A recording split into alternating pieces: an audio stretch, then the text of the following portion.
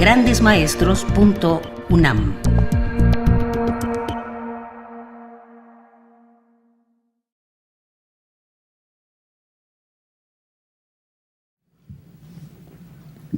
Vamos a dedicar esta sesión, la cuarta del ciclo Silencio y Pudor en la Poesía Mexicana, a ver de qué manera Javier Villaurrutia establece o inventa el canon de la poesía mexicana según lo expuso en su conferencia titulada Introducción a la Poesía Mexicana.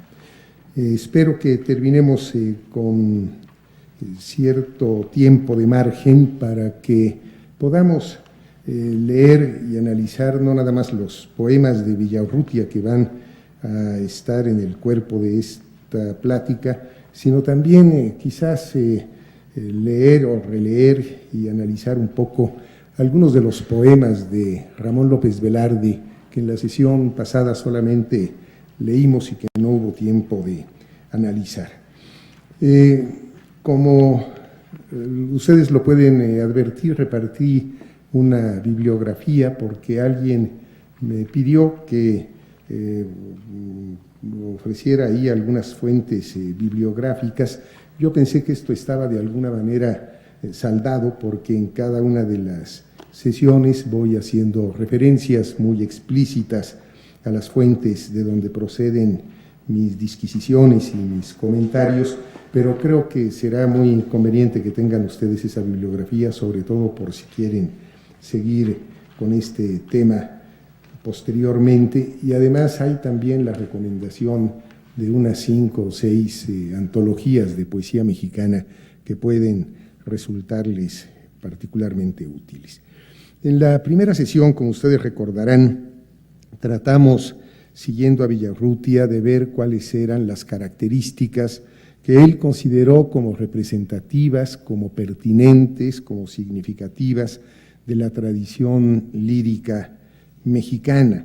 Entre estas características que él menciona, señalamos el tono menor de la poesía mexicana, la confidencialidad, este sentido del sigilo y del pudor, que son precisamente las características que animan el título de este curso, y también comentábamos que según Villaurrutia, la poesía mexicana es una poesía meditativa, una poesía que se presta a la reflexión, que no pierde la cabeza, es una poesía contenida, en donde tal parece que hay una constante vigilancia del espíritu con respecto a las potencias del alma. Otra de las características también mencionadas por Villaurrutia y secundada muy enfáticamente por Jorge Cuesta es el amor a la forma, este gusto por el clasicismo, y uno de los tonos de la poesía mexicana predominante sería la melancolía, y otro de los temas fundamentales, el tema de la muerte. Pues bien, estas características que Javier Villaurrutia le atribuye a la poesía mexicana desde la época novohispana hasta los poetas contemporáneos a él mismo, me parece que puede ser pertinente, que puede ser significativa, pero lo que sí quisiera dejar muy claramente planteado en esta sesión es que estas características sí pueden definir a la tradición poética mexicana, pero definen sobre todo la poesía del propio Javier Villaurrutia. Vamos a tratar de rastrear estas características en la propia producción poética, lírica de Villaurrutia, para advertir que efectivamente su obra poética se corresponde muy puntualmente con estos señalamientos que él hizo extensivos a toda una tradición. La poesía de Javier Villaurrutia quizás se caracteriza predominantemente por ser una poesía sumamente reflexiva y una poesía meditativa, una poesía vigilante. Piensen ustedes que a partir del año de 1924, cuando se publica el primer manifiesto surrealista en el París de entreguerras, Las líneas vanguardistas sugirieron el abandono al irracionalismo precisamente porque se consideró que este irracionalismo podía sacar a luz estas potencias oscuras del alma. André Breton pues se da a la escritura automática, a la libre asociación de ideas, a toda una serie de principios que emanan directamente de Sigmund Freud, que en el año de 1900 publica la interpretación de los sueños, al grado tal de que para muchos historiadores de la literatura el movimiento surrealista no es otra cosa que haber llevado al ámbito del arte y de la literatura los postulados propios del psicoanálisis freudiano. Pues a pesar de que el irracionalismo, la libre asociación de ideas, la escritura automática están en esos años muy en boga, habría que decir que la poesía de Villaurrutia se sustrae de este influjo y realmente es una poesía que mantiene una permanente, una constante vigilancia. Es una poesía de tal manera reflexiva que con mucha frecuencia nos enfrentamos a un discurso no nada más lógico, sino realmente silogístico, que no por ello va en detrimento de la expresión lírica. Uno de los libros, de los pequeños libros, sin lugar a dudas más bellos de Villaurrutia, es el que se titula Décima Muerte, en donde reúne 10 décimas que escribió precisamente con el tema de la muerte. Y en estos poemas, en estas décimas, en estas espinelas, lo que podemos advertir es esta conciencia vigilante y este discurso de tal manera riguroso, reflexivo, que puede tener incluso planteamientos propios más bien de la filosofía y de la lógica. Vamos a leer el primero de estos poemas, que es de una gran belleza. Son poemas que pueden realmente hermanarse con los grandes poemas de los grandes escritores de los siglos de oro, desde Santa Teresa hasta Calderón. ¿Qué prueba de la existencia habrá mayor que la suerte de estar viviendo sin verte y muriendo en tu presencia? Esta lúcida conciencia de amar a lo nunca visto y de esperar lo imprevisto, este caer sin llegar, es la angustia de pensar que puesto que muero existo. Es realmente un poema maravilloso, ¿no les parece? ¿Qué prueba de la existencia habrá mayor que la suerte de estar viviendo sin verte y muriendo en tu presencia? Esta lúcida conciencia de amar a lo nunca visto y de esperar lo imprevisto, este caer sin llegar, es la angustia de pensar que puesto que muero existo. Vamos a leer otras décimas que son realmente espléndidas y que tienen esta gran jerarquía literaria que las hace muy emparentadas con los grandes poetas españoles de los siglos de oro.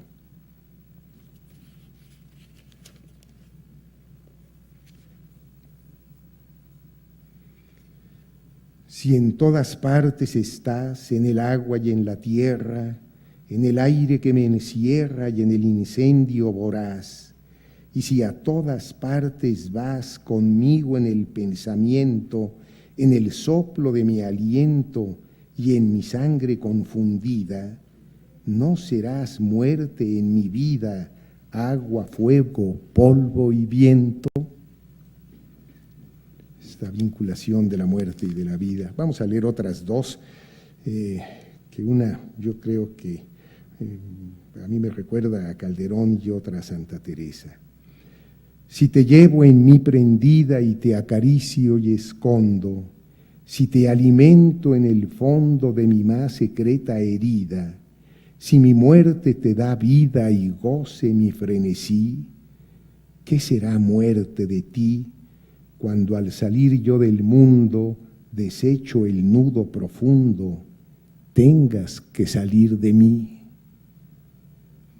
Se compadece de la muerte que morirá cuando él muera. En vano amenazas, muerte, cerrar la boca a mi herida y poner fin a mi vida con una palabra inerte. ¿Qué puedo pensar al verte si en mi angustia verdadera tuve que violar la espera? Si en vista de tu tardanza, para llenar mi esperanza, no hay hora en que yo no muera. Esto recuerda a Santa Teresa, que muero porque no muero. Bien, lo que es interesante es que Javier Villaurrutia asume esta actitud reflexiva, esta actitud vigilante, aún para tratar los temas que por su naturaleza escapan a la razón, esos temas que además son los temas dominantes de toda su producción poética y que son finalmente los temas habituales de la poesía: el sueño, la muerte, el miedo, la angustia, la otredad, y que constituyen la poética o la temática de su poesía.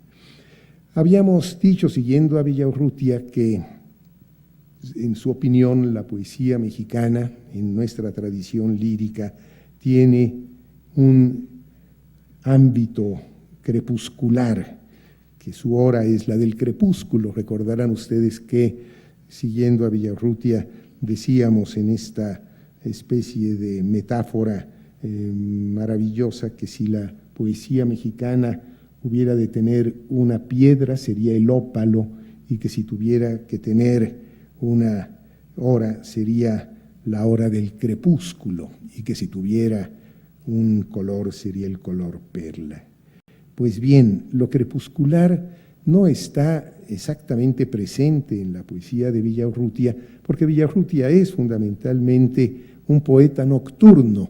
Es tan nocturno como Enrique González Martínez o como muchos de los poemas de Ramón López Velarde. Sus libros así se titulan, su primer libro se llama Nocturnos.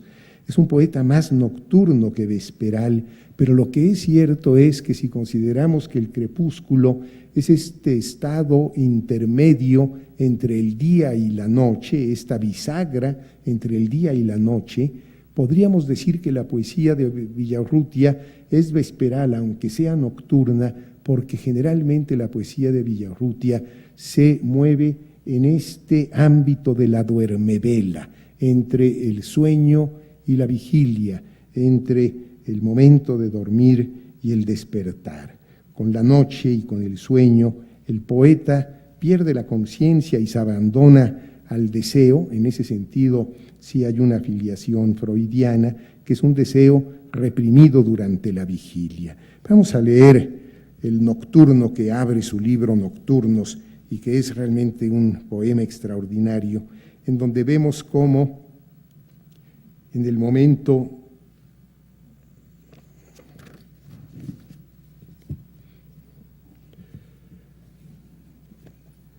del sueño, el poeta se abandona, y justamente con el sueño, es decir, cuando ya no está operando la censura y la vigilia, el poeta se abandona a los placeres más secretos de la noche y del sueño.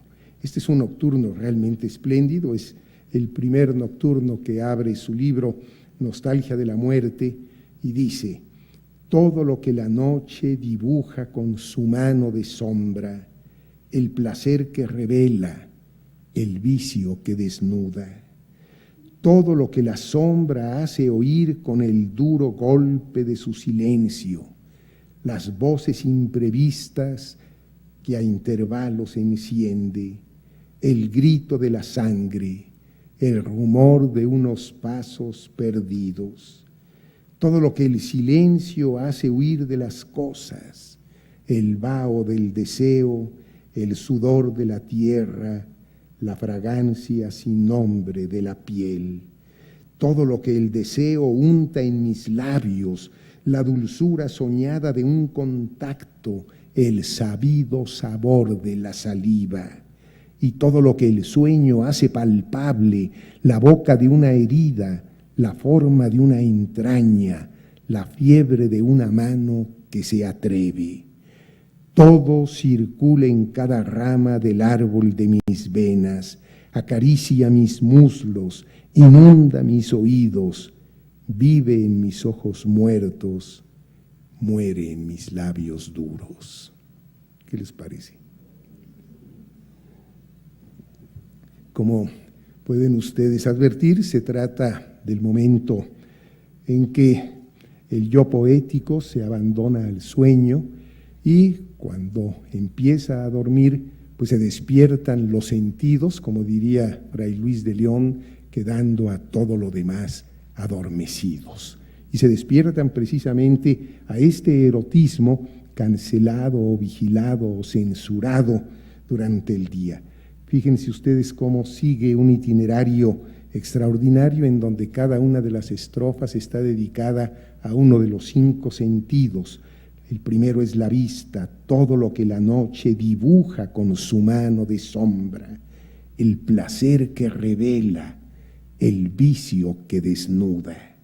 Después sigue el oído, todo lo que la sombra hace oír con el duro golpe de su silencio, las voces imprevistas que a intervalos enciende, el grito de la sangre, el rumor de unos pasos perdidos. Luego el olfato, todo lo que el silencio hace huir de las cosas, el vaho del deseo, el sudor de la tierra, la fragancia sin nombre de la piel. Luego, pues va en ascenso el gusto, todo lo que el deseo unta en mis labios, la dulzura soñada de un contacto, el sabido sabor de la saliva. Es imposible pronunciar estos 2 últimos versos sin salivar. El sabido sabor de la saliva, el sabido por conocido y por degustado, y luego el tacto, y todo lo que el sueño hace palpable, la boca de una herida, la forma de una entraña, la fiebre de una mano que se atreve. No hay que explicar mucho, ¿verdad? Y después, ya que está esto en el momento culminante de la pasión, pues viene el despertar. Todo circula en cada rama del árbol de mis venas, acaricia mis muslos, inunda mis oídos, vive en mis ojos muertos, muere en mis labios duros.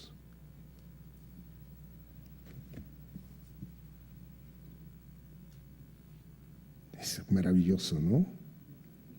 ¿Quieren que lo lea otra vez? Todo lo que la noche dibuja con su mano de sombra, el placer que revela, el vicio que desnuda. Todo lo que la sombra hace oír con el duro golpe de su silencio, las voces imprevistas que a intervalos enciende, el grito de la sangre, el rumor de unos pasos perdidos. Todo lo que el silencio hace huir de las cosas, el vaho del deseo, el sudor de la tierra, la fragancia sin nombre de la piel. Todo lo que el deseo unta en mis labios, la dulzura soñada de un contacto, el sabido sabor de la saliva. Y todo lo que el sueño hace palpable, la boca de una herida, la forma de una entraña, la fiebre de una mano que se atreve. Todo circula en cada rama del árbol de mis venas, acaricia mis muslos, inunda mis oídos, vive en mis ojos muertos, muere en mis labios duros. Hay algún otro nocturno, el nocturno Amor, en donde se reproduce esta temática del sueño y la vigilia, el sueño como la liberación del deseo y la vigilia o el despertar como la posesión o el empoderamiento, iba a decir, de la vigilia y de la censura. En ese nocturno Amor hay en 5 versos el tránsito que va de la pasión más enardecida a la gelidez de la vigilia. Y vaya que Javier Villaurrutia puede ser un poeta frío. Ya que hace tanto calor aquí, voy a decir los versos más fríos que se hayan escrito en la historia de la literatura de lengua española. Son de Villaurrutia, habría que ponerse un abrigo para leerlos. Nada más voy a decir dos versos. Sábana nieve de hospital invierno, tendida entre los dos como la duda. ¡Oh! Sábana nieve de hospital invierno, tendida entre los dos como la duda. Ese es el Nocturno Amar que vamos a ver después o a leer en su conjunto. Pero aquí en este Nocturno Amor vemos cómo se pasa, insisto, en escasos 5 versos, de una pasión verdaderamente enardecida a la frialdad que impone la vigilia y que sofoca el deseo y el erotismo. Ya sé cuál es el sexo de tu boca y lo que guarda la avaricia de tu axila, y maldigo el rumor que inunda el laberinto de tu oreja sobre la almohada de espuma, sobre la dura página de nieve. Bueno, esto se le llama despertar. Ya sé cuál es el sexo de tu boca y lo que guarda la avaricia de tu axila. En esas está el poeta cuando un rumor inunda el laberinto de la oreja del amado y se despierta.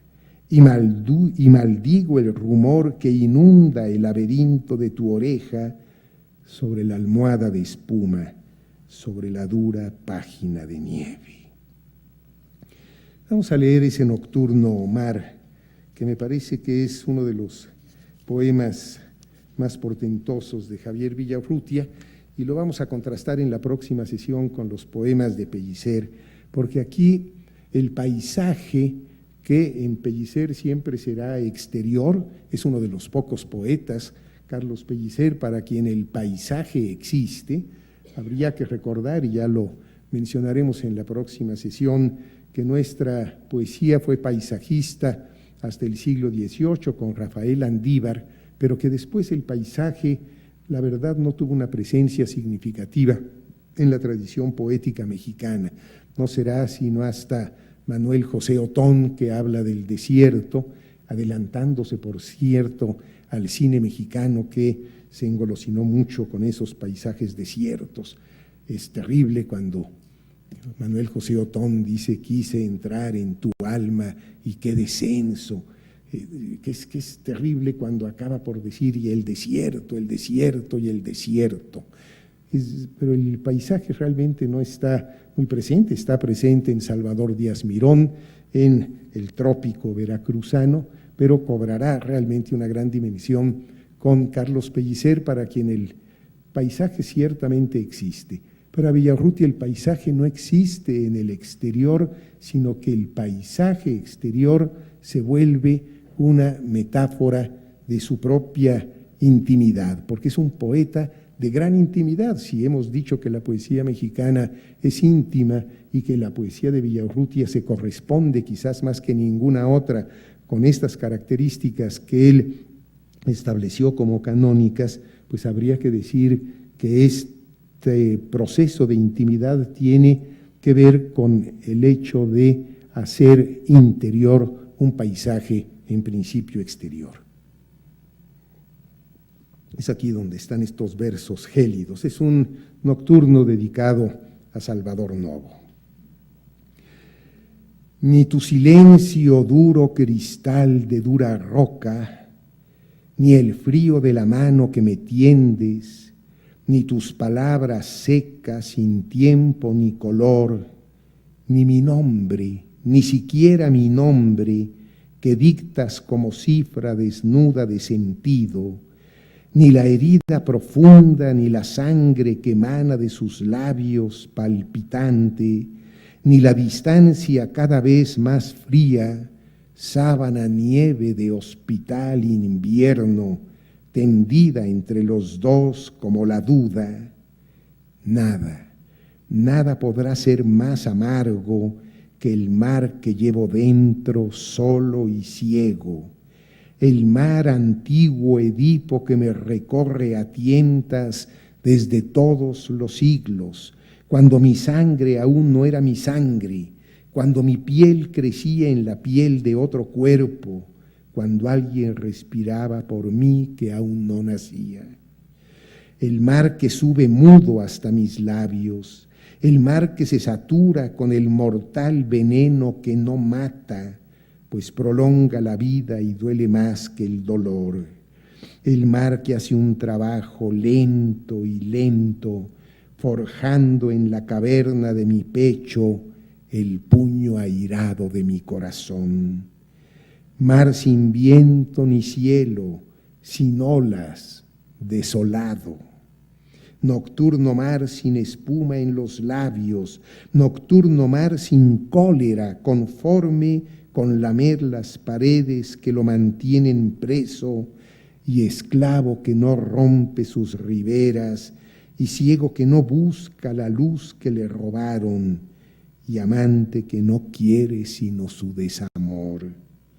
Mar que arrastra despojos silenciosos, olvidos olvidados y deseos, sílabas de recuerdos y rencores, ahogados sueños de recién nacidos, perfiles y perfumes mutilados, fibras de luz y náufragos cabellos.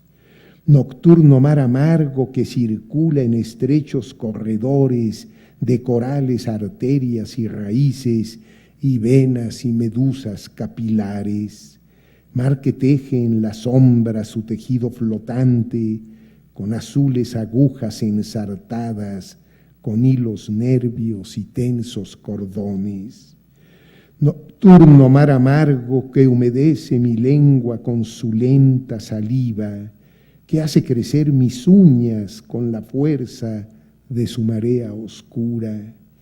Mi oreja sigue su rumor secreto, oigo crecer sus rocas y sus plantas que alargan más y más sus labios dedos. Lo llevo en mí como un remordimiento, pecado ajeno y sueño misterioso, y lo arrullo y lo duermo, y lo escondo y lo cuido, y le guardo el secreto. Son palabras mayores, ¿no? Habría que dedicarle un tiempo largo al análisis de este poema, pero yo quisiera que se quedaran con la imagen de este paisaje que se hace íntimo y, para los efectos de este curso, que nos quedáramos con el último verso.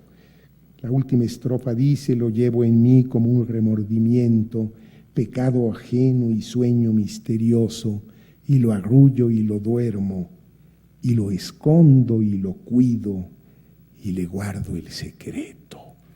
Es realmente maravilloso porque esto de alguna manera se empata muy bien con esta actitud de secrecía y de silencio, de discreción y de pudor que el propio Villaurrutia le atribuyó a la poesía mexicana. Un poema que finalmente no dice todo lo que tiene que decir, que se queda en una especie de puntos suspensivos, porque el poeta no puede revelar más lo que ya ha revelado, y entonces simple y sencillamente nos dice que le guarda el secreto a esa intimidad que es la que en forma de un paisaje marino nos está relatando. Y lo escondo, es decir, no lo revelo, lo oculto y lo cuido y le guardo el secreto.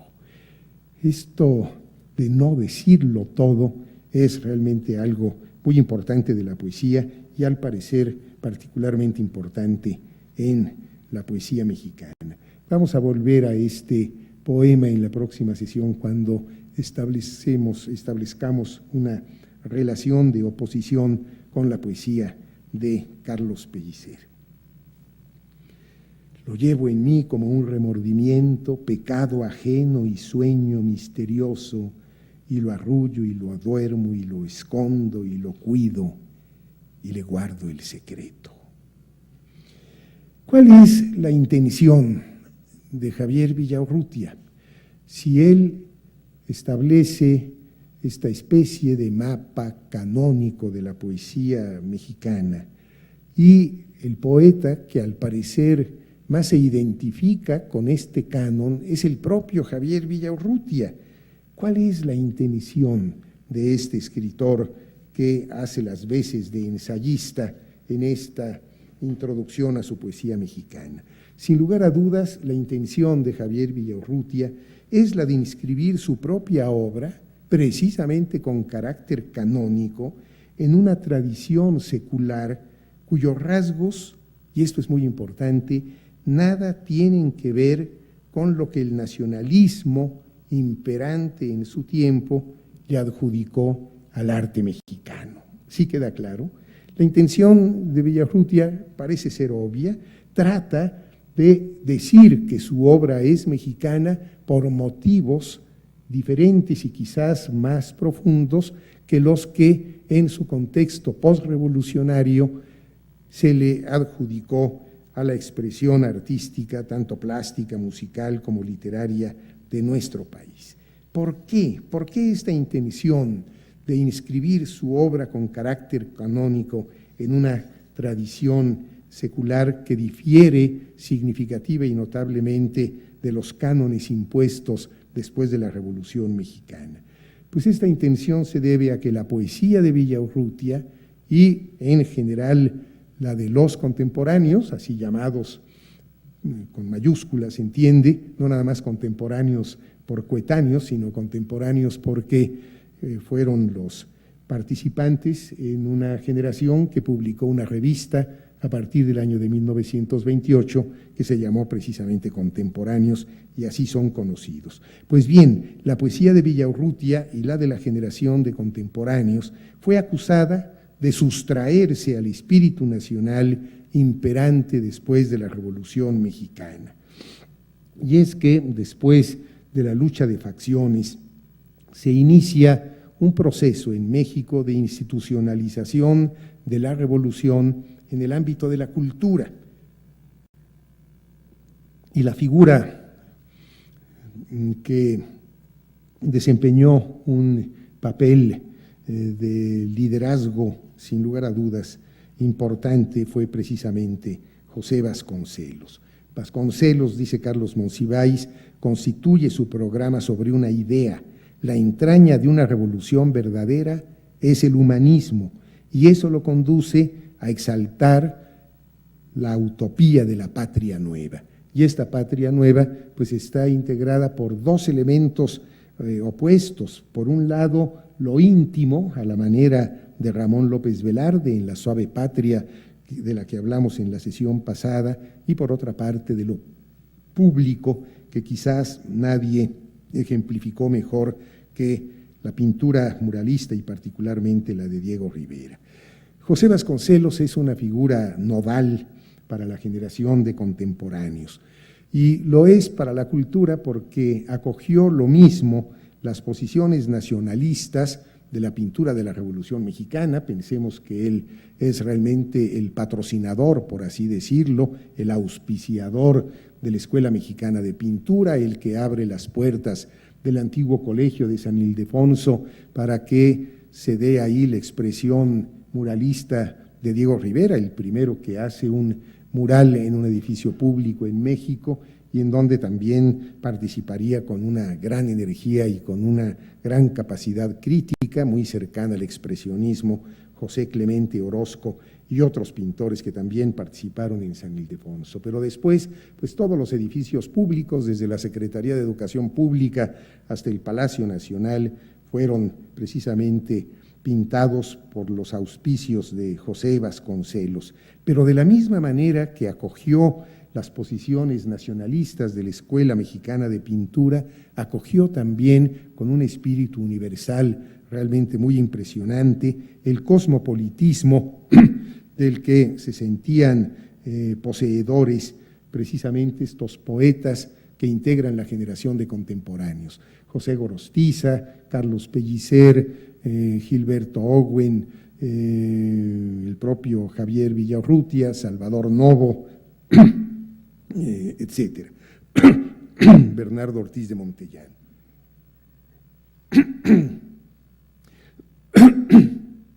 Todos los miembros de esta generación estuvieron realmente determinados por la figura central, axial de José Vasconcelos.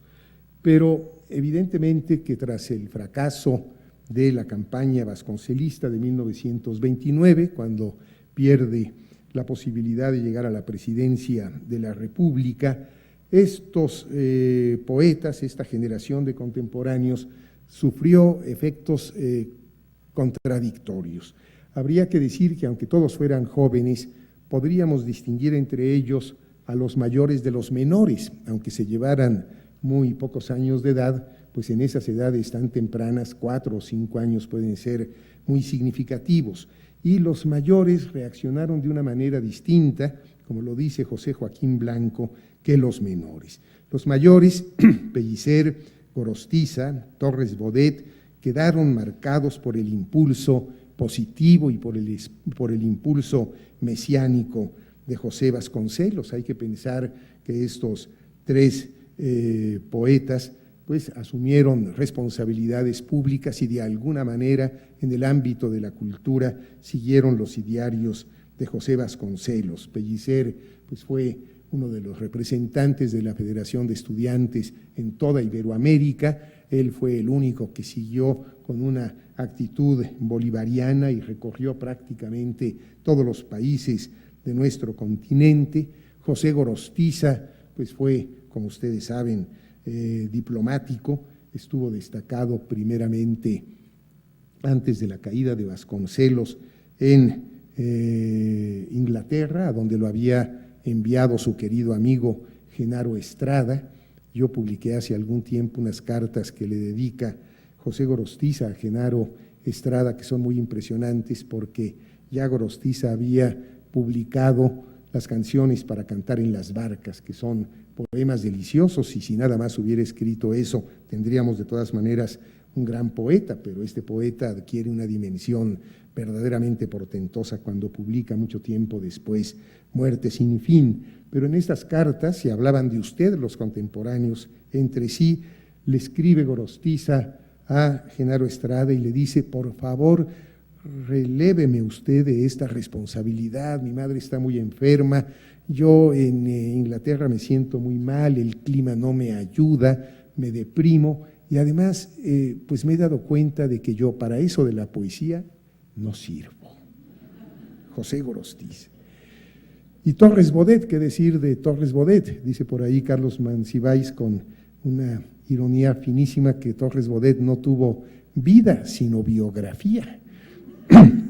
Prácticamente desde muy joven, porque muy joven pues fue secretario particular de José Vasconcelos, fue secretario general de la Universidad Nacional y después, como ustedes saben, fue secretario de Educación Pública, secretario de Relaciones Exteriores, embajador en Francia, embajador ante la UNESCO, etcétera, de manera tal que desempeñó una vida pública junto con Gorostiza, lo mismo con Pellicer, que acabó siendo senador de la República, en donde seguía pues de alguna forma vivo este impulso mesiánico de José Vasconcelos.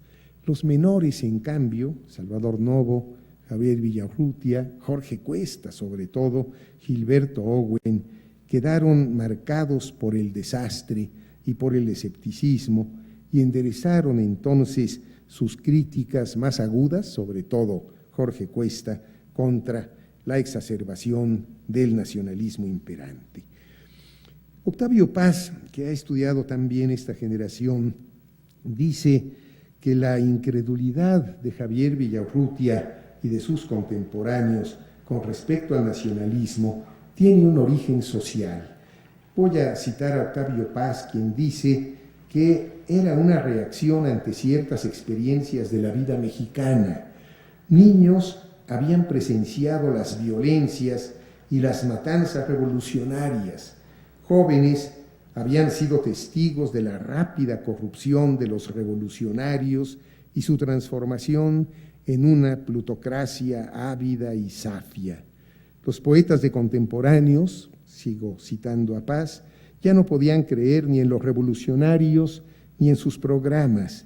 Por eso se aislaron en un mundo privado, poblado por los fantasmas del erotismo, el sueño y la muerte, que es particularmente aplicada esta consideración, pues más a los jóvenes, aunque también qué duda cabe que el gran poema de Gorostiza está dedicado a la muerte. La incredulidad ante el nacionalismo pues se exacerbó y se apoderó de todos los integrantes del grupo cuando años más tarde sufrieron el terrible embate persecutorio en la época del general Lázaro Cárdenas, quien, como ustedes saben, trató de imponer en nuestro país la educación socialista. Y la verdad es que en esa época sufrieron unas persecuciones terribles, unas descalificaciones constantes, el escarnio, la burla, entre otras cosas, en buena medida porque varios de ellos, como es sabido, tenían una preferencia sexual distinta, digamos, y en aquella época pues esto todavía no era muy fácil de asimilar, sobre todo habida cuenta de que la Revolución Mexicana pues había sido una revolución machista. Un maricón ofende a la hombría, ofende a México, ofende a la revolución, se decía. Fíjense lo que dice Octavio Paz. Aunque la antipatía que despertaban los escritores de contemporáneos entre sus colegas era general, los motivos que le inspiraban eran muy diversos, ideológicos, estéticos, morales. Pero cualesquiera que fuesen aquellos motivos, a todos los unía el mismo padecimiento, el odio. Eran una banda vociferante, borracha de bilis, amarga ambrosía de los resentidos. En vano los acusados, que eran inteligentes, respondían con ingenio, sobre todo Salvador Novo, como lo vamos a ver. El tumulto de los envidiosos ahogaba sus voces. Los otros blandían la bandera mexicana y se proclamaban defensores de la revolución, traicionada por una cofradía de reaccionarios y de maricas cosmopolitas. Esto es lo que dice Octavio Paz. Mencionábamos, creo que en la primera sesión, que en los murales de Diego Rivera, de la Secretaría de Educación Pública, hay una afrenta muy notable contra la generación de contemporáneos y muy particularmente contra una de las mujeres que animaba a este grupo, que fue Antonieta Rivas Mercado. En este mural, en este nicho de la Secretaría de Educación Pública, aparece seguramente Salvador Novo, de bruces, con unas orejas de burro, tratando de recoger los bártulos propios del quehacer artístico de la época, una lira, unos pinceles y, por supuesto, un ejemplar, el primer número de la revista de contemporáneos de 1928, y a su lado aparece Antonieta Rivas Mercado, que es puesta por una soldadera que le entrega una escoba a barrer.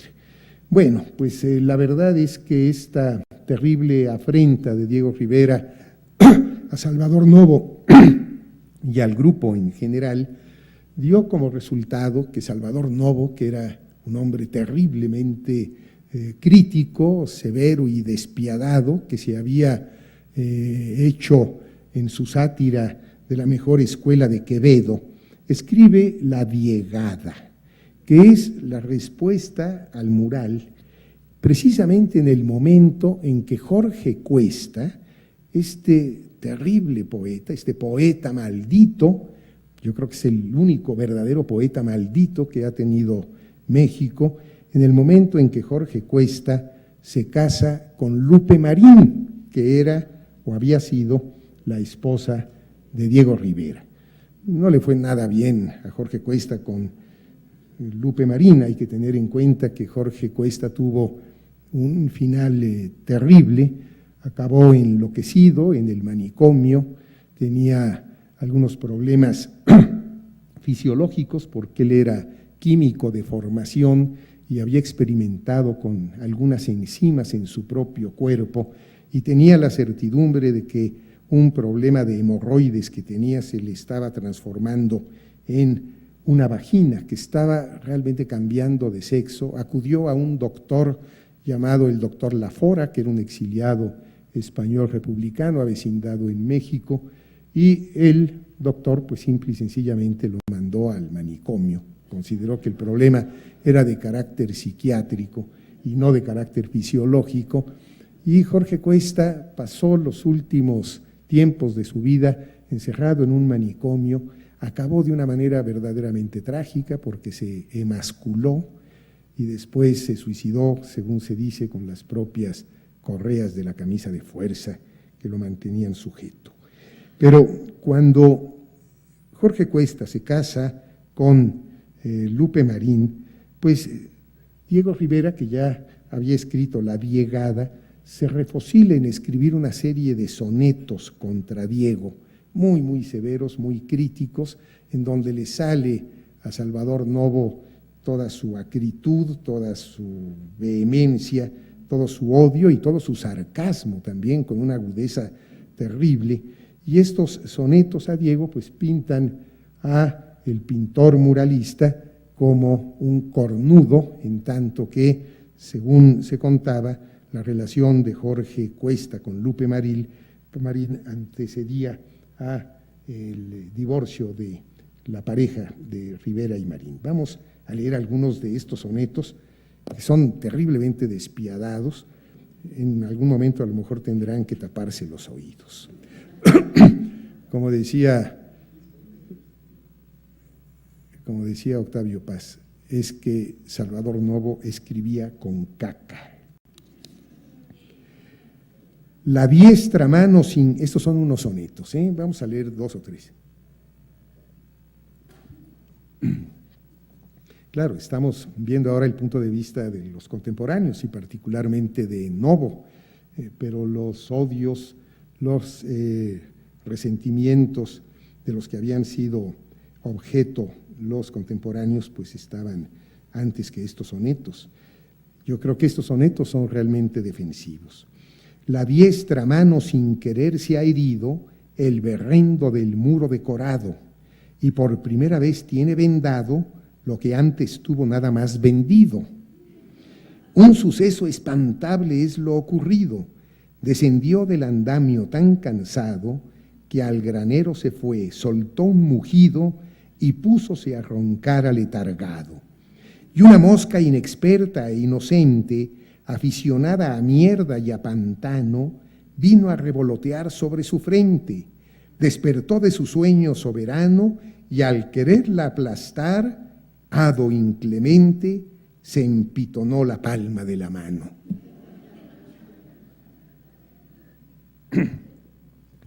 ¿Otro?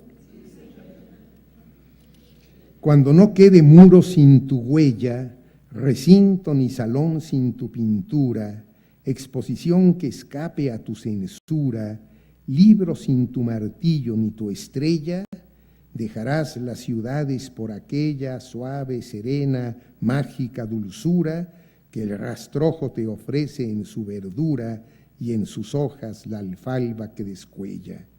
Retirarás al campo tu cordura y allí te mostrará naturaleza un oficio mejor que la pintura.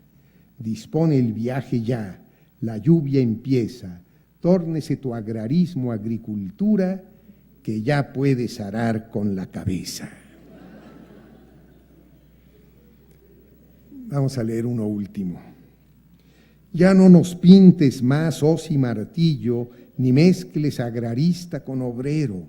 Guarde ya tu pincel aventurero, el depósito fiel de tu fundillo. Ilustrador falaz de laborillo, vete por el camino verdadero y acude al que te atañe lastimero, vigilano llamar del caramillo. Luciente honor del cielo, y cuando vayas a las exposiciones en que brillas, pases, mujes, decoras y atalayas, los jurados harán gentes sencillas que te impongan en vez de esas medallas unas decorativas banderillas.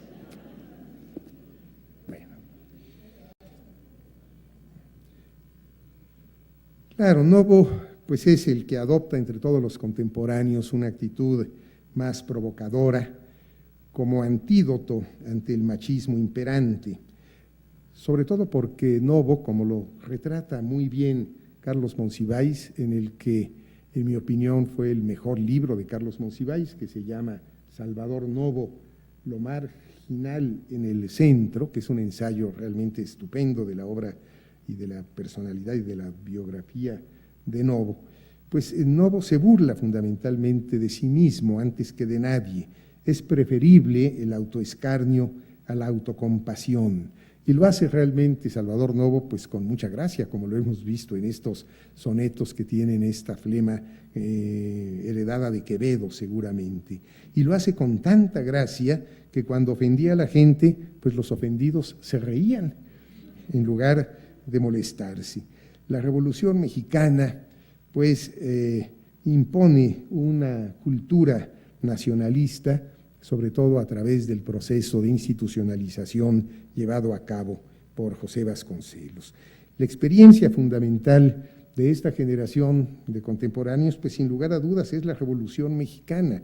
La figura más crítica, la figura más denostadora, pues es dentro de este grupo la de Salvador Novo. Es más crítico Jorge Cuesta, pero no tenía Jorge Cuesta la gracia, obviamente, que tenía Salvador Novo, y Jorge Cuesta, bueno, tenía una vida íntima muy poco conocida de los demás. Novo, en cambio, critica a todo mundo y empieza por criticar a la Revolución a través de sus novelistas, los novelistas de la Revolución, que presuntamente pues son realistas, son fidedignos, sus obras son testimoniales. Hay que tener en cuenta que las primeras obras de la Revolución Mexicana son escritas en el mismo fragor de la batalla, que los de abajo de Mariano Azuela se escribe en 1915 y se publica en 1916, es decir, cuando la lucha de facciones está todavía incandescente. Pero lo que dice Salvador Novo de los novelistas de la Revolución es que a pesar de que sean realistas o presuntamente realistas, fidedignos y testimoniales, la verdad es que ellos inventaron a los héroes, porque lo que él señala es que si algo de bueno tuvo la novela de la Revolución es que por primera vez en la historia de la modernidad los personajes no son buenos o malos, sino no todos son héroes o bandoleros, sino que son, como dice Novo, bandoleruis, que es algo bastante curioso y apropiado para definir realmente este enfoque que les pueden dar los novelistas de la Revolución a los sucesos que narran. Cito a Novo: a estos brutos, los revolucionarios como Zapata y Villa, los escritores los hicieron hombres, figuras, les concedieron la facultad de raciocinio, la conciencia de clase, la posibilidad de la indignación y del amor ante determinadas circunstancias sociales. En otras palabras, los inventaron.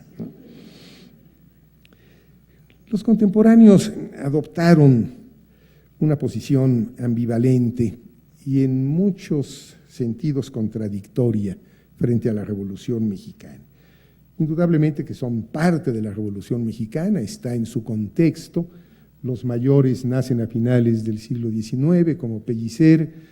Escritores como Jorge Cuesta y Javier Villaurrutia nacieron en 1903, Salvador Novo en 1904, es decir, que desde niños o muy jóvenes vivieron el proceso de la Revolución, y la Revolución es parte de su contexto. Son parte de la Revolución, pero lo que es cierto es que se alejan de la demagogia revolucionaria. Aprecian los grandes resultados de la Revolución, pero dudan de lo revolucionario, que es un término poblado de leyendas sangrientas y de emociones feroces. Se apoyaron en las oportunidades del nacionalismo, esto es cierto, pero realmente su propósito fundamental era, a pesar de que se apoyaban en las oportunidades del nacionalismo, hacer caso omiso de lo nacional, o de lo nacional como discurso demagógico, como discurso político, ideológico. aceptan pues una parte de la prédica oficial, con excepción de Cuesta, que critica el clericalismo educativo, así le llamó, de José Vasconcelos, y se apartan también del bolivarismo, con excepción de Pellicer y de la grandilocuencia mesiánica, pero no logran prescindir, ni manera, del mecenazgo. Son a la vez excluidos y protegidos, desarraigados y burócratas, como lo señala Carlos Monsiváis en este espléndido libro.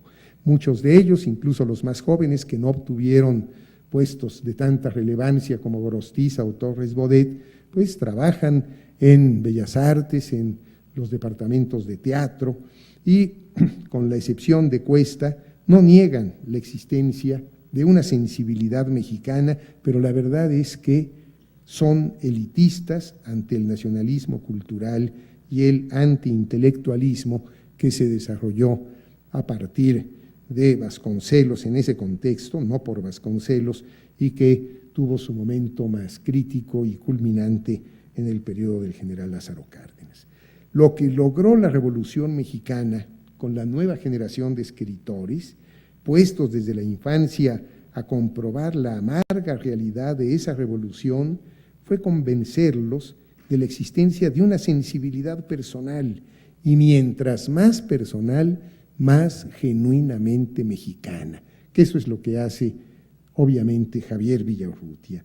Sin la seguridad de construir una cultura nacional que elimine el nacionalismo, no se identifica el espíritu de los contemporáneos. Creo que esta es la conclusión a la que llega, creo que con mucha luminosidad, Carlos Monsiváis. Es decir, que los contemporáneos, sin desdeñar los logros de la revolución, pero sí oponiéndose a su exacerbada retórica nacionalista, se propusieron que México tuviera acceso a la cultura universal. Si se llaman contemporáneos es porque querían ser contemporáneos de sus pares en el mundo. Hay que ver cómo leyó Novo, obviamente, a Oscar Wilde y a André Gide, que son sus maestros, aunque después denostó de Oscar Wilde, pero hay que ver cómo leyeron la poesía francesa, la poesía norteamericana, y estuvieron realmente al día en lo que se refiere a la cultura universal, que prácticamente el nacionalismo revolucionario descartó del escenario cultural del México de esos años. De ahí justamente la afinidad con este gran polígrafo mexicano que fue Alfonso Reyes, porque Alfonso Reyes pues decía que la lectura de Virgilio fortalecía el espíritu nacional y decía que la única manera de ser generosamente nacionales es ser provechosamente universales. De ahí que los contemporáneos siguieran muy de cerca la obra, el pensamiento y una especie de padrinazgo intelectual de don Alfonso Reyes, aunque no todos le resultaban a Alfonso Reyes igualmente simpáticos.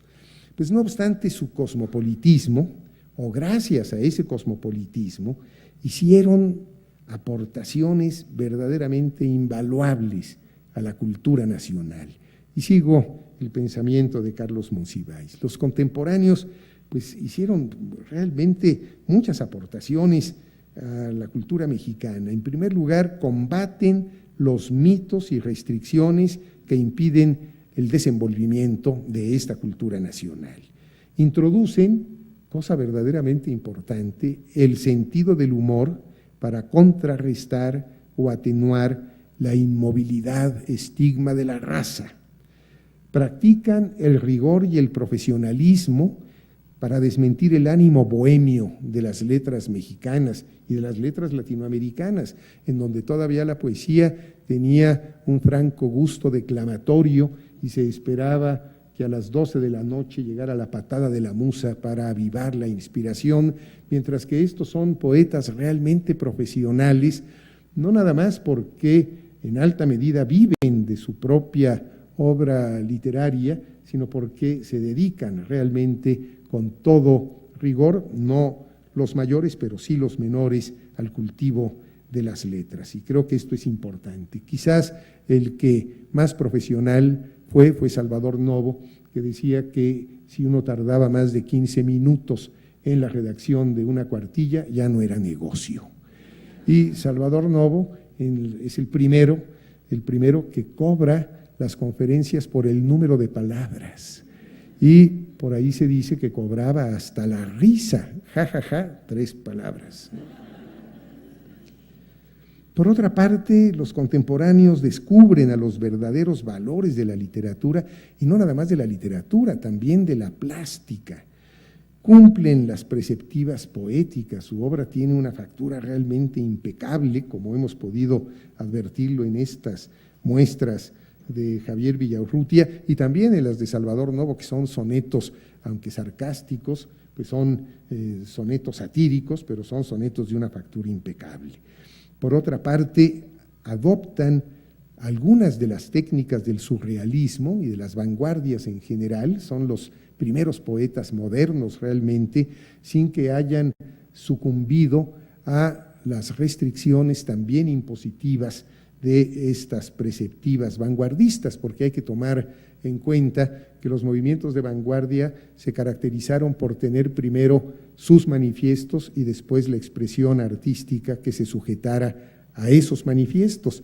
Para algunos historiadores de la literatura, la primera vez que aparece un manifiesto de las vanguardias se está inaugurando un nuevo género literario, que es el género precisamente del manifiesto.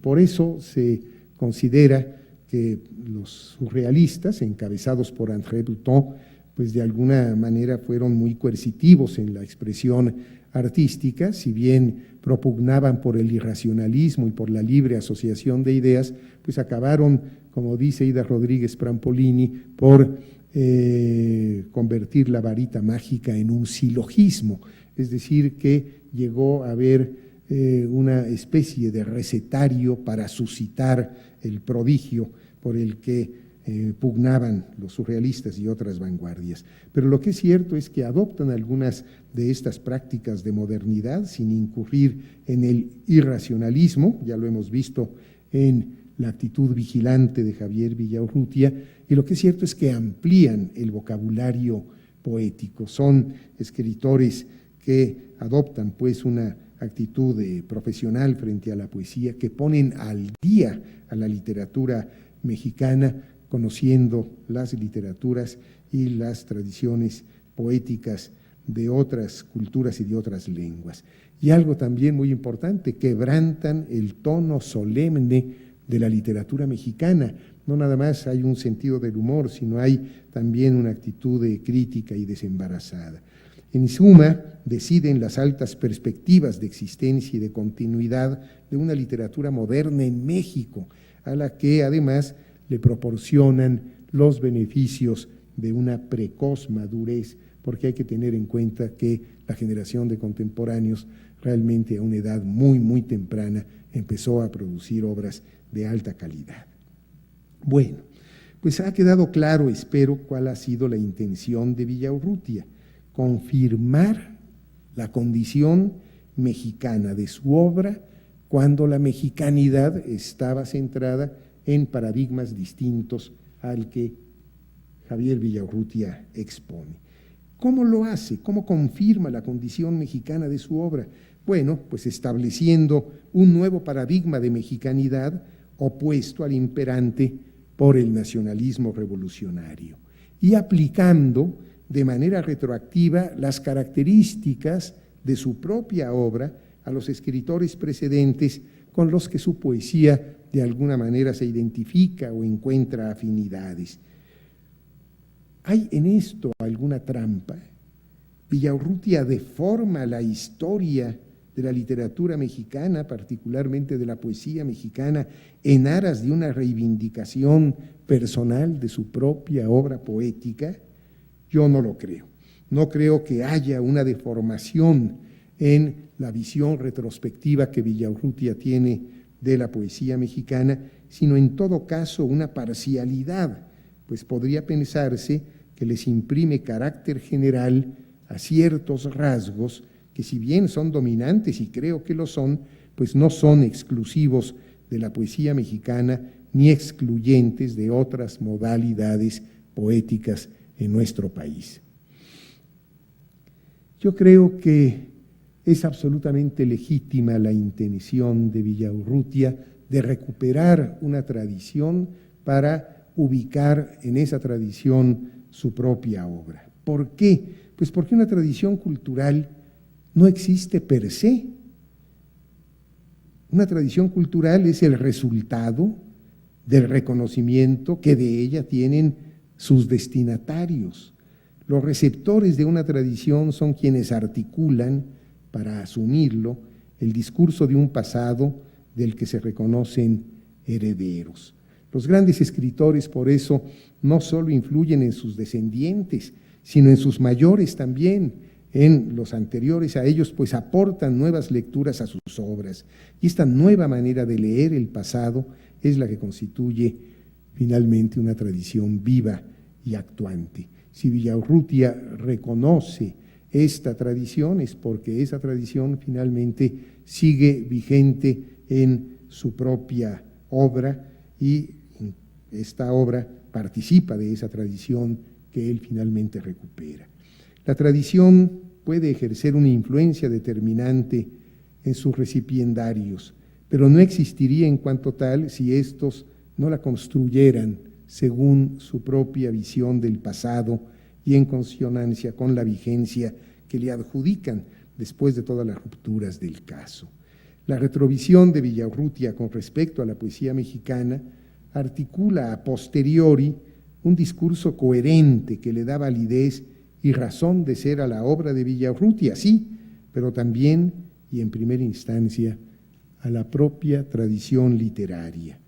Gracias a su óptica podemos entender algunas características hondas de la poesía mexicana, como estas que ha definido Villaurrutia: la intimidad, el tono menor, el amor a las formas clásicas, el pudor, el silencio, que sin ella posiblemente habrían quedado ocultas bajo las que se encuentran en la superficie, que acaso son más notables, pero no necesariamente más pertinentes. Y con esto termino. Gracias.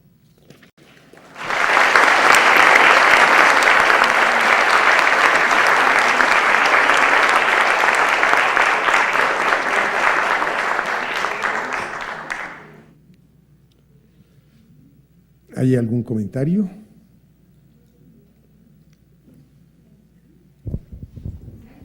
Sí. Al inicio de la sesión, mencionó usted que iba a dar lectura. Al inicio de la sesión mencionó usted que iba a dar lectura y a comentar algún poema de López Velarde. ¿Ya no es posible? Sí, yo creo que sí. ¿Están de acuerdo? Bueno, vamos Muchas gracias. No, gracias a usted por recordarme, porque la vez pasada pues solamente los leímos y ya no los comentamos demasiado. Me gustaría empezar por esta pieza tan bella, tan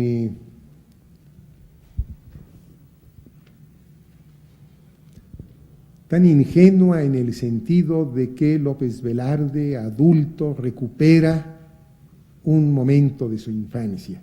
Recuerden ustedes que Ramón López Velarde pasa sus primeros años en una provincia, en el pueblo de Jerez de Zacatecas, en el seno de una familia muy conservadora, muy religiosa. Ramón López Velarde estudia en un seminario,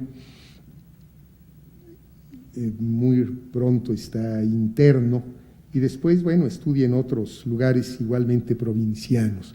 Pero aquí hay un recuerdo de infancia que tiene mucho que ver con el contexto de su niñez, y yo creo que este poema de mi prima Águeda tiene la gracia de recuperar con una gran nitidez y con una gran soltura una escena particularmente rica en términos afectivos, emotivos, sensoriales, porque es acaso el primer despertar todavía muy inocente al erotismo, al sexo.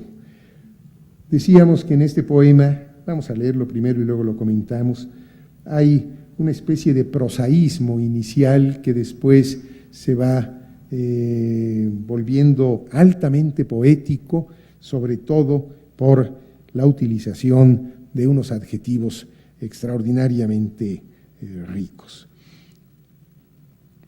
Mi prima Águeda. Mi madrina invitaba a mi prima Águeda a que pasara el día con nosotros, y mi prima llegaba con un contradictorio prestigio de almidón y de temible luto ceremonioso. Águeda aparecía resonante de almidón, y sus ojos verdes y sus mejillas rubicundas me protegían contra el pavoroso luto. Yo era rapaz y conocía la O por lo redondo, y Águeda que tejía mansa y perseverante en el sonoro corredor me causaba calosfríos ignotos. Creo que hasta la debo la costumbre heroicamente insana de hablar solo. A la hora de comer en la penumbra quieta del refectorio, me iba embelesando un quebradizo sonar intermitente de vajilla y el timbre caricioso de la voz de mi prima.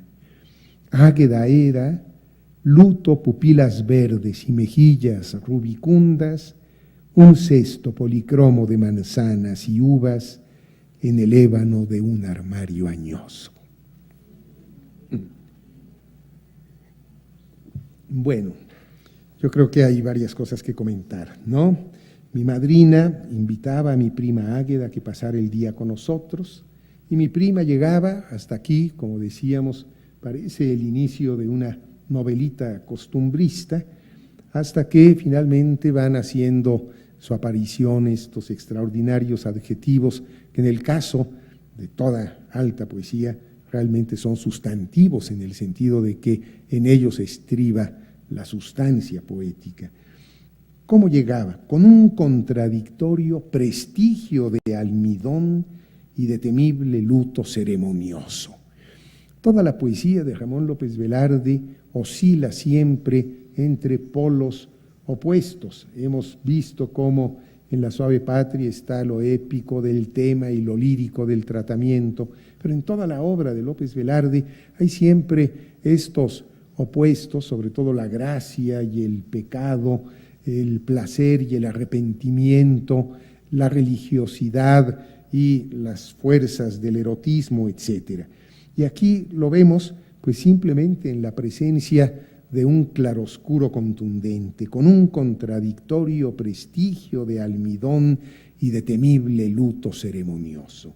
El blanco del almidón y el luto ceremonioso. El blanco que no se ve porque está en las enaguas, en la ropa interior, en la intimidad que es cubierta por este temible luto ceremonioso que no sabemos a qué se debe, pero que no importa porque lo más significativo es precisamente el color negro que le da a la prima este sentido que al infante le parece temible, el prestigio de almidón.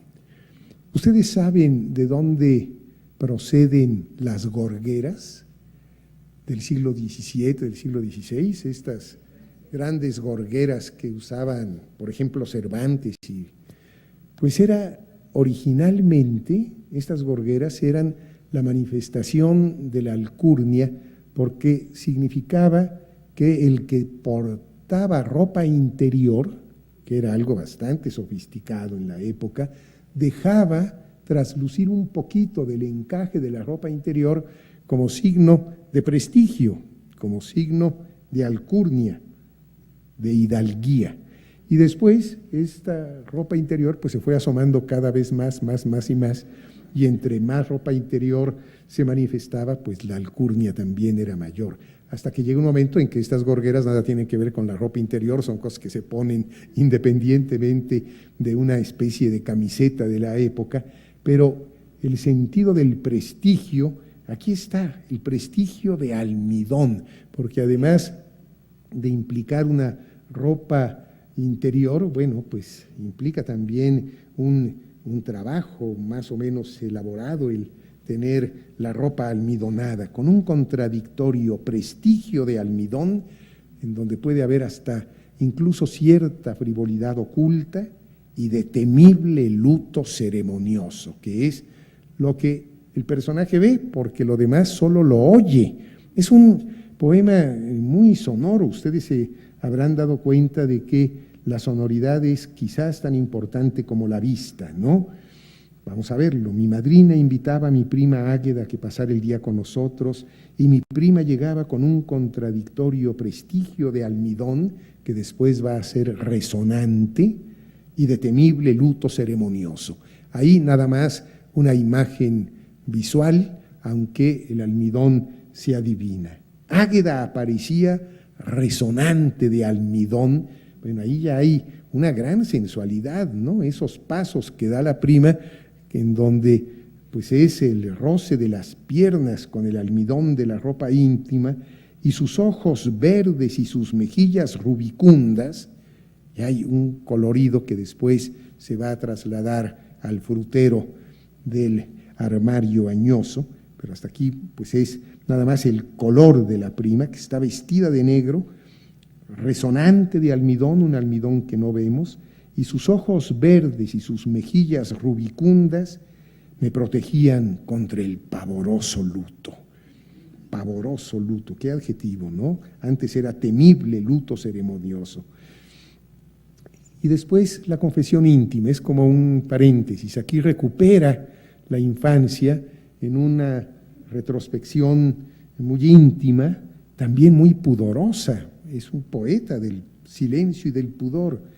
Yo era rapaz y conocía la O por lo redondo, es decir, estamos realmente en una etapa absolutamente ingenua, y aquí viene este primer despertar del erotismo.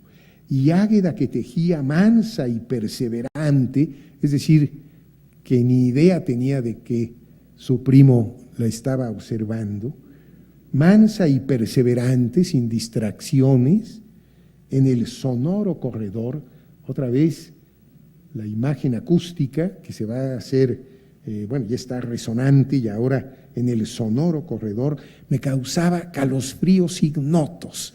Es maravilloso el adjetivo, ¿no? Es decir, calosfríos totalmente desconocidos, inéditos, que está estrenando, y aunque esté escrito el poema a la distancia de los años, desde la madurez, es capaz de recuperar la sensación de ese momento inicial, de ese momento de inocencia apenas transgredida, apenas transgredida. Creo que hasta la debo la costumbre heroicamente insana de hablar solo. No, pues le ha de haber encantado, ¿no? Verdaderamente.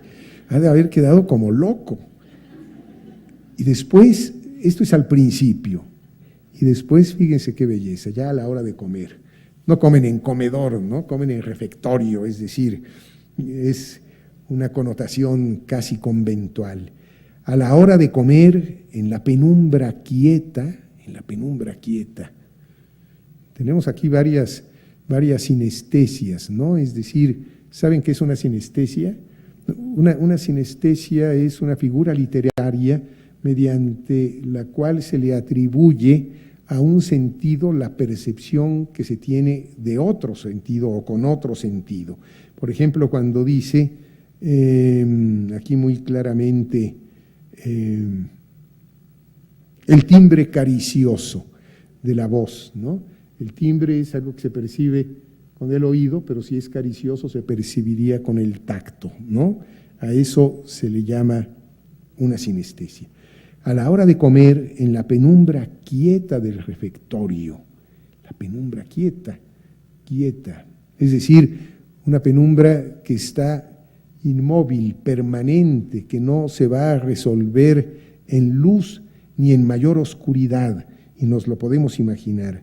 Me iba embelesando un quebradizo sonar intermitente de vajilla. ¡Qué belleza!, ¿no? Me iba embelesando un quebradizo sonar intermitente de vajilla. Es una imagen acústica que podemos oír perfectamente, no es necesario explicar, ¿verdad? A veces uno tiene que explicar las metáforas, las imágenes no se explican. Si Vicente Huidobro dice que un pájaro anida en la cresta del arco iris, y alguien preguntaría, ¿y qué significa eso? Pues lo que significa es muy fácil, que un pájaro anida en la cresta del arco iris. Esa es la imagen poética, y la vemos. Lo que es más bien extraño es que un pájaro no anide en la cresta del arco iris, aunque esto sea un imposible, pero es una imagen que vemos con una felicidad enorme, porque es un hallazgo poético.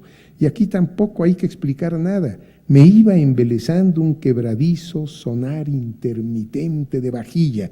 Lo que es cierto es que hay una especie de transposición entre el sonido del refectorio, de la vajilla, del roce,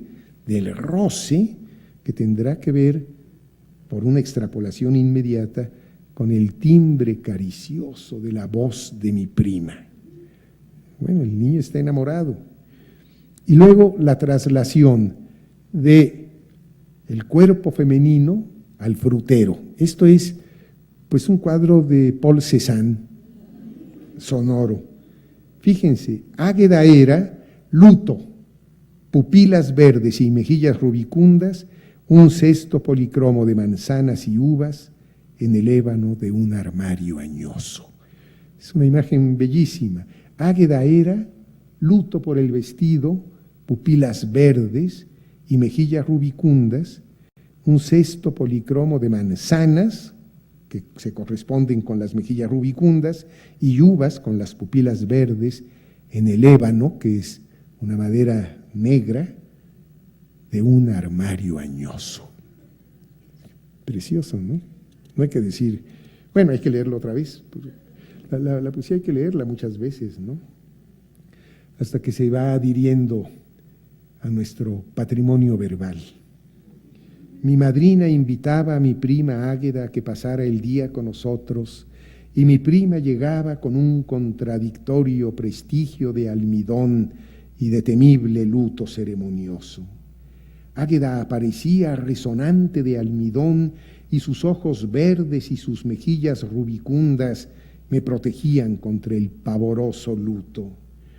Yo era rapaz y conocía la O por lo redondo, y Águeda, que tejía mansa y perseverante en el sonoro corredor, me causaba calosfríos ignotos. Creo que hasta la debo la costumbre heroicamente insana de hablar solo. A la hora de comer, en la penumbra quieta del refectorio, me iba embelesando un quebradizo sonar intermitente de vajilla y el timbre caricioso de la voz de mi prima. Águeda era luto, pupilas verdes y mejillas rubicundas, un cesto policromo de manzanas y uvas en el ébano de un armario añoso. Qué belleza, ¿no? Bueno, hago una pregunta. ¿Hay alguien que quiera hacer alguna pregunta sobre la conferencia de hoy, sobre la sesión de hoy? Bueno, entonces vamos a leer otro. ¿Sí? Sí. Sí, lo bueno, que no… en realidad es un comentario nada más. Bueno, dos. Uno, me hubiera gustado que se hubiera en un momento dado comentado algo más de la poesía de Gorostiza y quizás leer algo o una parte de Muerte sin fin. Y la otra era preguntarle si usted cree que en un momento dado la poesía de Villaurrutia podría representar a la poesía femenina que no existía porque no había prácticamente poetas, mujeres. Se podría representar de algún modo la presencia femenina en la poesía mexicana. Bien, bueno, con respecto a lo primero, a mí también me encantaría dedicarle 10 sesiones a José Gorostiza, pero bueno, el curso está acotado a 5 sesiones y hubo que adoptar un criterio selectivo y Estoy tratando de cubrir de la manera más amplia posible un espectro literario, y si elegí a Villaurrutia es porque me parece que es altamente representativo justamente de la tradición poética literaria, porque hace él mismo una reflexión en torno a esa tradición lírica. Y por eso voy a dedicar la última sesión a hablar de dos poetas opuestos, encontrados, antípodas, para ver si realmente, analizando la poesía de uno y de otro, de Javier Villaurrutia y Carlos Pellicer, encontramos algún común denominador que pueda hacer valer o no la tesis de Villaurrutia. Yo creo que sí se puede hacer valer, aunque con las salvedades que ahora expliqué, porque lo que dije es que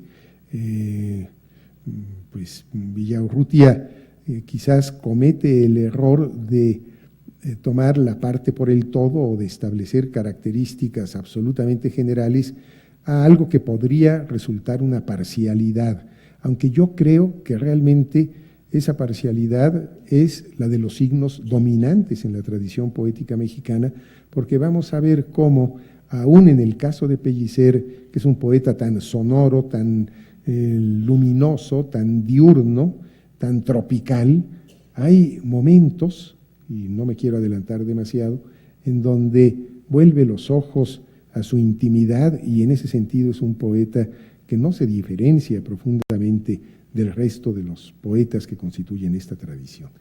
Pero sí, bueno, además a Gorostiza no se puede leer un fragmento, es decir, leer Muerte sin fin es como leer Primero Sueño, ¿verdad? Son obras monumentales a las que hay que dedicarles pues mucho tiempo y mucho análisis.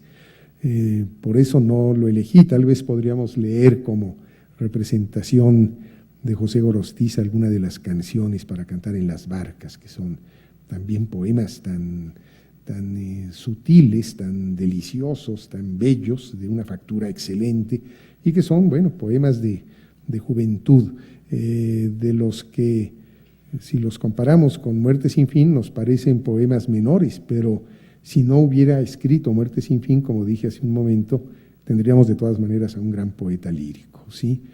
Con respecto a la segunda pregunta, pues no, yo no creo que Javier Villaurrutia pueda representar la voz femenina, entre otras cosas, porque a pesar de su homosexualidad confesa, pues no era una mujer, era un hombre homosexual. Entonces, ver los rasgos de feminidad en un hombre, bueno, pues podría más bien ser representativo de, quizás, de una poesía homosexual.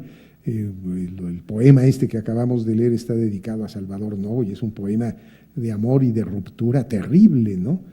Pero la verdad es que me parece, sinceramente, que esos son elementos totalmente secundarios de la poesía. Es decir, dividir a la poesía por sexo, no quiero decir por género, porque tendríamos que hablar de género lírico y de género épico, sino diferenciar la poesía por la escritura de una mujer o la escritura de un hombre, me parece que son elementos realmente secundarios.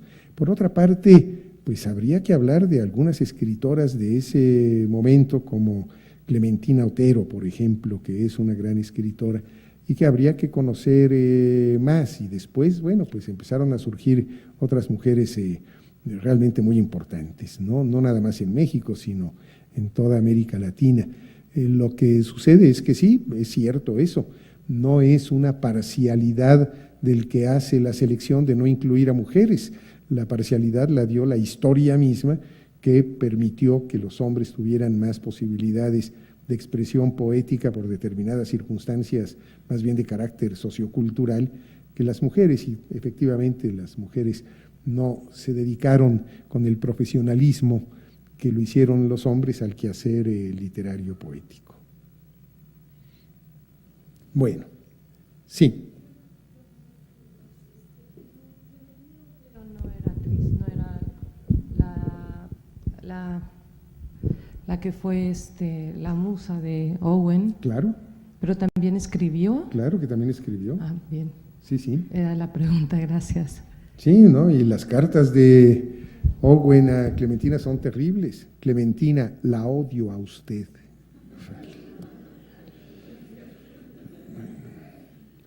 Bueno, por ahí decía Salvador Novo que solo odiamos lo que amamos, porque lo demás no tiene importancia, ni siquiera figura en nuestros afectos, ¿no? Sí. Una pregunta. En un ensayo de Enrique Sureña encontré una mención a María Enriqueta como una poeta que en la época de Enrique González Martínez, él dice, son las dos figuras principales. Sin embargo, está muy olvidada, pero creo que puede ser interesante. Yo sí creo en que el género es importante. O sea, no, la mujer tiene una poesía de mujer y una visión de la vida diferente que el hombre. Creo que no aplica tanto el concepto de identidad mexicana o universal como de género, que sí aplica, o sea, quizá las mujeres tenemos una actitud de género universal, ¿no? ¿Qué concepto tiene de esta mujer que escribía rondas sencillas, canciones de cuna, participación en libros de texto? ¿Qué opina, maestro, de Bueno, la verdad de es ella? que me parece una poeta menor en comparación a esta pléyade de extraordinarios poetas, pero eso que no quede como una actitud despreciativa a la expresión poética de las mujeres. Yo lo que creo, sinceramente, aunque estoy de acuerdo con usted, que la expresión, la experiencia de una mujer, el temperamento puede ser diferente a la de un hombre, de todas maneras lo que yo quiero decir es que ese aspecto me parece realmente secundario en la expresión poética. Es decir, uno lo que quiere es un gran poema independientemente de que lo escriba un hombre o una mujer, porque lo que ha sido muy grave, a veces por asuntos de género, como se dice ahora, es que una mujer sea valiosa por ser mujer y no por ser escritora. Y eso sí me parece gravísimo. Yo recuerdo que en alguna ocasión en el Colegio de México dirigí una tesis sobre Rosario Castellanos y la conclusión era terrible, era muy poco favorecedora a Rosario Castellanos, porque lo que decía es que para ser mujer era una gran escritora. Pues a mí lo que me parecía es que independientemente de que fuera mujer u hombre, es un gran escritor o una gran escritora, pues yo creo que eso es lo más importante. ¿Por qué? Bueno, pues porque los demás son asuntos más bien adjetivos, en mi opinión, ¿no? Adjetivo es que quien escriba sea un hombre o una mujer, como adjetivo es que sea mexicano o sea argentino, me parece que son elementos más o menos adjetivos. Lo importante es realmente pues la calidad poética, ¿no? Y cuando estamos delante de un gran poeta, bueno, pues esto lo sentimos independientemente de cuál sea el género. Y bueno, pues evidentemente que si yo leo a Santa Teresa o leo a Sor Juana, bueno, pues es que estoy delante de dos grandes escritoras, pero a mí no me gustaría pensar que Sor Juana vale por ser mujer. Claro que por ser mujer tuvo que padecer muchos infortunios, superar muchos problemas, enfrentarse a muchísimos obstáculos que tienen que ver fundamentalmente con su biografía, pero su obra literaria, bueno, su obra literaria es verdaderamente riquísima, independientemente de su género. No sé si estamos de acuerdo.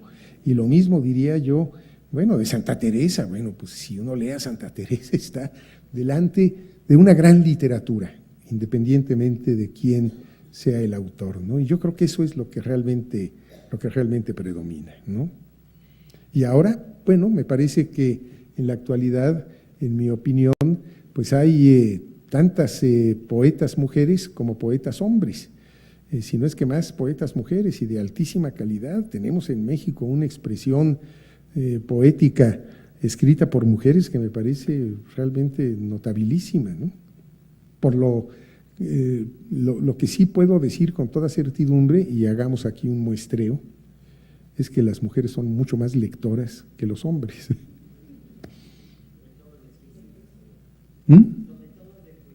Pues sí, la verdad es que eso es muy, muy cierto, ¿no? Y no hay, digo, no todos los que leen escriben, pero no hay quien escriba que previamente no sea un gran lector, ¿no? Bueno, pues si no hay más, muchas gracias.